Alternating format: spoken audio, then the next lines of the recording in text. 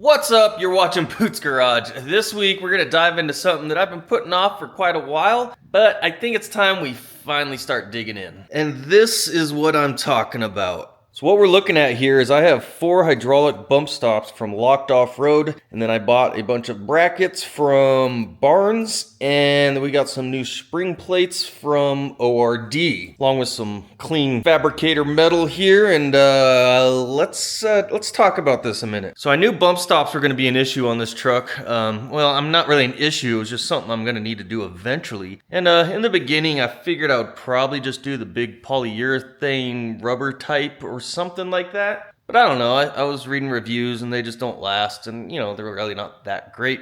But I mean, they do work fine for rock crawling and slower trail type stuff. I don't need hydraulic bump stops off this truck. But since everything else we've been doing on this truck has been kind of over the top in a way, and well, let's just do hydraulic stops anyways and just have fun with it. Now I saw 3 options for doing bump stops on this truck. One was basically polyurethane blocks, like I just explained, kind of more of a factory style rubber chunk. So they have these really tall, like off-road style polyurethane blocks that, you know, they work fine. Then I would say the next stage up would be, I can't think of the manufacturer off the top of my head. I'm sure it'll come to me in just a second. It's a canister style, like a hydraulic, except instead of having hydraulics and a piston with oil and stuff inside, it just has rubber cushions or foam cushions inside of there, and you can change out the foam and the rubber, and you can make them softer or harder and kind of tune them that way. And then the third option is actually hydraulic bump stops, which is what we did. These are basically like a shock absorber. They're filled with oil, they have a piston inside, and then they take a nitrogen charge on top to actually tune them for what we need to do. And obviously we went with hydraulic just for fun because they're cool. And then I've never played with them, and you gotta do something once in a while. It's a little different. And like I mentioned before, we went with Locked Off Road. This is kind of they're a little cheaper, but they're a US company. They're doing things on a smaller scale, so they're actually doing it cheaper, I guess. And the quality on these things are really good, and I actually kind of preferred them over some of the more expensive, like, I don't know what, King and I don't know, whoever else makes the really expensive stuff. Now, there are multiple options for hydraulic bump stops as well. It's the biggest option you're going to come across is the length of them. They generally come in a 2-inch or a 4-inch length. 4-inch you want for really high-speed stuff. If you're just sending this thing off jumps and whatever, being a rock crawler, and this thing's designed a little bit more for slower speed stuff, we don't need all that. Plus, having 4 inches of compression really plays with your flex and how much you can really compress your axle and stuff. So we went with a 2-inch. And this is going to be perfect for what we need. And then the other option is the type of mounting system that it's going to use. A majority of them are just a smooth bore, smooth body style. It'll have like a canister around it that's open on one end, and you put a bolt in there and you clamp it shut. And I don't know how much adjustability that really gives you, if any at all, or if they have to be pretty much bottomed out in their cans. That's kind of the more basic style. And then this one here, we actually went with the threaded body. So as you can see, these actually have nuts on them, and you can adjust these up and down, and this is the piece that will be attached to the frame itself. We'll weld this right to the frame, and you can see we got threads going all the way up there, all the way down there, so we'll have about 2 inches of adjustability. So for me, this was perfect because I don't know how to figure out how much I'm going to need, so I can actually tune these things a little bit just by adjusting them instead of having to cut brackets off and re-weld them an inch down, or stuff like that. These basically come with the bump stop itself. These are pretty nice. They got their logo on there. They have the hard plastic pad there for contacting. It's got a cap over the nitrogen. That's your nitrogen port right there that you're going to be charging them with high pressure nitrogen to tune them. Pretty nice quality. It comes with the steel sleeve. Obviously it comes with your nuts and everything in the kit. You get a sticker. We love stickers. It's going to come with your spanner wrench for adjusting and tightening those nuts. And that's pretty much it. There's not much to it. Obviously we got 4. We got a set for the front and for the rear. So we're going to be fully locked and dampened. And then as for mounting these things, it's all going to be fabricated, but I did buy some brackets to hopefully speed the process up a little bit. So these are basically frame mounts for hydraulic bump stops. This little curvature here and all the way down is designed for basically the can to mount in there like that. Well, the threaded sleeves are a lot shorter than the cans. The cans are usually like full length. The sleeves are real short. So we are going to be cutting this down way down because we only need about that much of it. And then I'm not going to be sticking off the frame this far out. So I'm probably going to be cutting these off like right there because I have a feeling these are going to be like right up against the frame where I need them. So we're really not using a whole lot. We're going to be using like this little corner basically. I don't know. We'll see. We'll see if that saves us any time. But these were extremely affordable off Barnes 4-wheel drive. I forget what are they called? Yeah, Barnes 4-wheel drive. I had to look at the sticker on the fridge over there. I don't know. These pieces are like 10, 15 bucks a piece. And then we also bought the axle pad side of it. And this is basically going to be the side that the bump stop will contact on a big bump. It's going to hit that. Only thing is, these are actually designed to sit on top of a round axle tube. So your tube will sit up in here. You weld them into the sides and it sits right on top of the tube. Ours aren't going on the tube. These are actually going to be sitting right on top of the spring plates. So these might get welded on top of the spring plate. But I just wanted a nice big flat piece of metal, and it's actually raised up a little bit already. We'll reinforce that so it doesn't just squash them down and whatnot if we need to.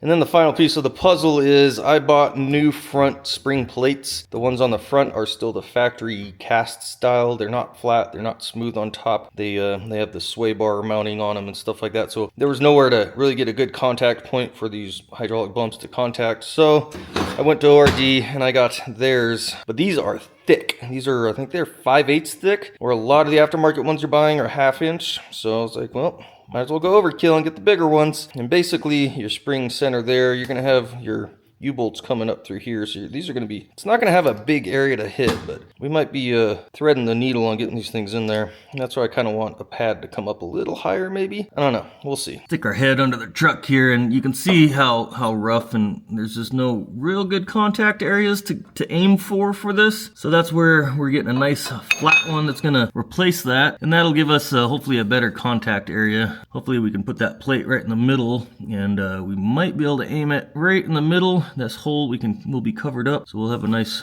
good area right there to aim for. Now the hardest part of this whole project is going to be where to actually mount these, where to position them. Our spring plate is way down there, and I got to figure out exactly where on this frame I'm going to put these things. So it'll be nice to get them out and try to aim right for the center of that plate. We'll cut that stud down in the middle, and then we can mount our flat plate right in the middle. So that's kind of what we're aiming for. And kind of the tricky part is being leaf spring. As a leaf spring flattens out, these have an arch. As they flatten out, this axle actually moves back, and it also swings back. You really have to like almost not guess, but calculate and try and figure out where that axle is going to be at during compression. It's going to come back a little bit. I think these only move back like an inch or not two, like an inch. And then the other thing you got to figure out is when this truck flexes. So if you hit a big bump and this axle goes straight up, that's easy, right? This axle will go bloop right up there. But if you actually flex this thing out, say this side drops all the way down and this side stuffs up, you're actually going to end up probably pushing that inward a little bit. So this whole plate's actually going to go inward a hair, maybe 1/2 inch or so. So you kind of have to account for that also when you're placing it up here. So I guess the first part of this whole project is gonna have to be get rid of these stock ones. I can get these out of here because they're not doing anything anymore. Yeah, I got the little ones on the front to get rid of as well. All right, we're picking up where we left off. This has been 1 week, 2 weeks? I hopefully it's only been a week.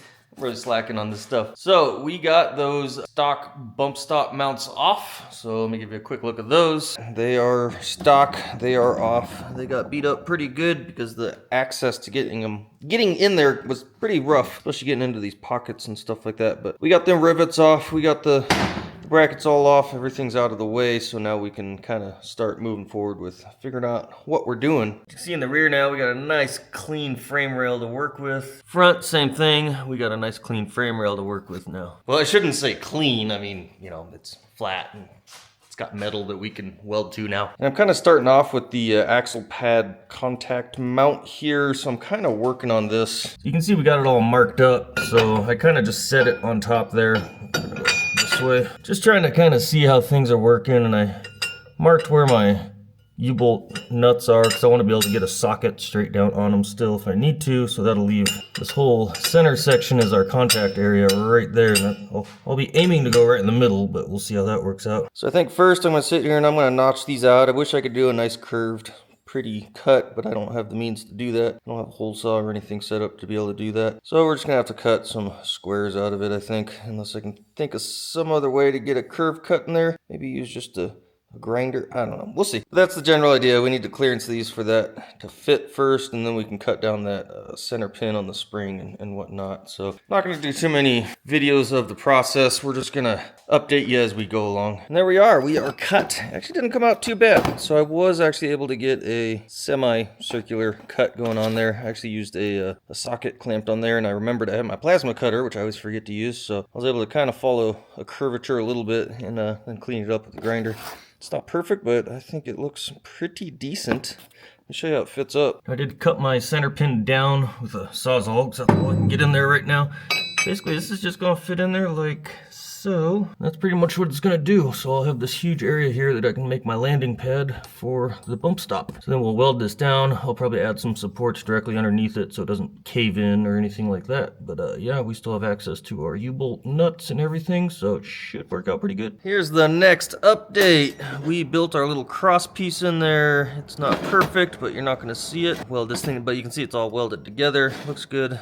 Cut all our clearances needed, so this is going to work out really good. And then next I'm going to actually add a couple little pieces on the end too to support those wings there. But before I do that, I got to take off the plate on the spring itself, start modifying that, welding it down and all that good stuff. Take a break. Check this out. So I actually ran off to a garage sale. This place actually had a really nice belt sander, you know, like the big upright belt sander, and then had the round deal on the side. And then they also had like a tabletop bandsaw. Two things that I could really use in the garage here. So I finally went down there and checked it out. Of course, they were both sold. These sold those for cheap too, like 25 bucks each.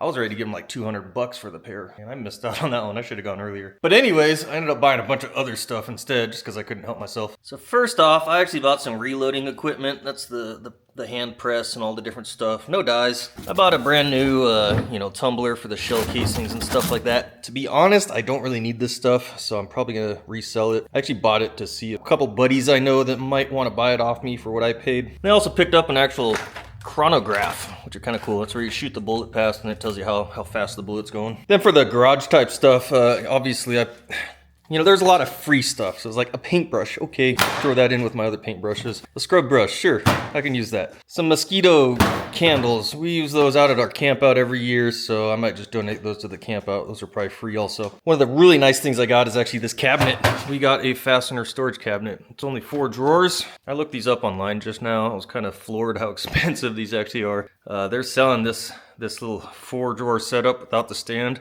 I mean, on eBay, they're going for 200, 250 bucks, and they're selling the drawers individually for 50 bucks. So I'm like, holy cow, that was a steal. I don't know what I paid for it. It was probably like $1 or something for the entire thing. Like, they were just trying to get rid of stuff. They were moving. They had to be out of there like in a day or two. And it actually comes fully loaded with a lot of electrical stuff. Not real useful to me. It's more industrial electrical. Just tons of little fittings. These aren't the heat shrink ones, but I could still use them once in a while. So I'll probably take all this stuff out and actually put my fasteners in.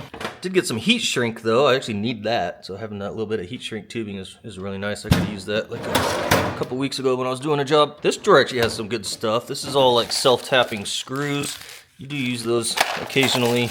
Shorter, longer ones. Yep, little tiny guys. So yeah, those are actually really nice. So that was a steal. Like, I would have given them what I paid for the whole cabinet just for those handful of screws. And then more electrical stuff down there, which isn't that useful, but we got some storage now. So we'll probably take that electrical stuff out, just throw it in a box to the side or something, and then we can use this for more of our nuts and bolts. Next, they just threw this at me. It was a box of spray adhesive. I don't really need to use this. I rarely use this stuff. Every once in a while I need some for something, but especially not a case of it. So we have it. Lots of stuff. I mean, they were just throwing stuff at me, so I just couldn't take it out. These are little snap caps for 50 Smith & Wesson, which I do not own. It'd be kind of cool to own one though. A hammer, it's actually a really nice little soft hammer. Got the DeWalt radio. It actually fits my batteries, so I was like, screw it, grab it. Some conduit. Grabbed a bunch more C-clamps. Those are always good to have around. A pipe cutter that's just a little bit bigger than what I got, so that might be kind of handy. This is interesting. This is actually a giant shell, like artillery shell. You guys can look that up. I haven't looked it up to see exactly what's what. M40A1. It's dated 68. That's kind of cool. I'm kind of curious. It's covered in these holes. Are these holes supposed to be there? It's just kind of a neat piece to put somewhere. Next, we got a little Harbor Freight ultrasonic cleaner. That might be kind of handy for some small stuff. I'm always playing with little dumb things. I think they gave me that for free as well. Stack of paper targets, free. They look extremely old because they're like yellowed paper. They got really old font. Oh, it says US Army on it. Interesting. We got these roller stands. I have one around here, which I've used once, and I mean, they were $1 a piece. I was like, yeah, I'll just throw them in, I'll take them. And we got some really nice cases. I actually ended up paying a little bit for these. I got 2 Pelican cases, one nice big square, and the other is like a rifle case. And then we got a little Husky storage box there too. Really cheap, but I did pay for them. And we got a little Ryobi tile saw. I think they threw this in for free as well. They were just like, take it. Yeah, it's got the blade and everything. It's been a few times I want to cut some like type of stone or something, or actually when I'm doing this rock hounding stuff I've been kind of playing with lately. I want to cut a rock open. That's how you do it. A lot of people use these tile saws to do it. For being free, and they sell these new still for 150 bucks. I was like, heck yeah, I'll take it. I think he said he used it for one job at the house and he was done with it. And the last thing was just a box full of garage items. It's free. Again, they threw it in. They're like, oh, since you're buying all that stuff, here, just take this. So this looks like it's probably garbage, but there's a lot of good, cool bug spray. I needed some of that. I like having carb cleaner.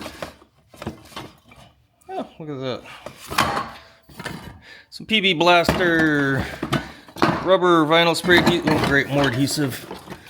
Yes, more WD-40. A lot of paint, different things. So, I don't know, fix a flat. Seafoam. Just go dump that in something.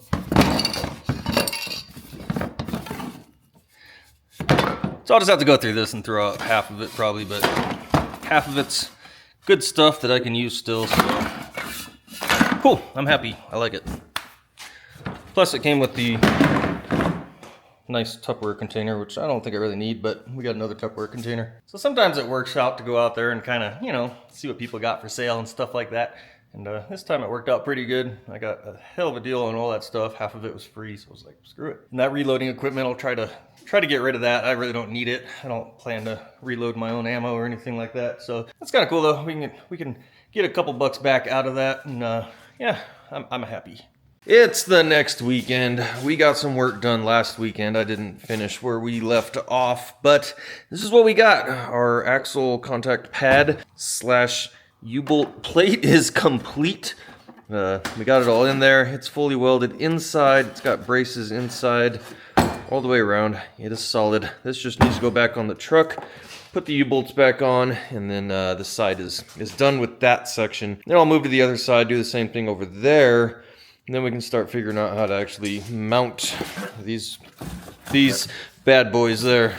And check it out, we ended up buying a new tool. I needed this thing. After making that piece there and cutting things with the cutoff, I mean, I'm getting tired of cutting everything with a cutoff wheel. I need options. So I finally broke down and I bought one of these portable bandsaws with the table. Now it's kind of hard to see in the camera, I think, but what we got here, so I bought a brand new DeWalt portable bandsaw, and then this morning I ran down to Harbor Freight and I bought the Hercules brand, I don't know what you call this thing, table or jig or whatever.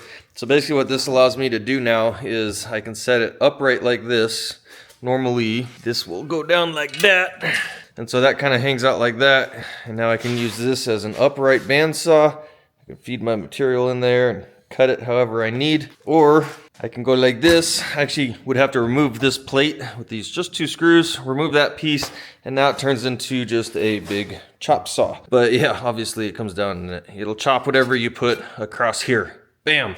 So now we have options to cut metal a little better because I'm getting really tired of using these cutoff wheels. Hopefully that'll help speed things up a little bit, make things a little less painful, a little less sparks. It'll be cleaner because I'm not making dust and sparks and smoke everywhere every time I cut. So I'm kind of excited about that.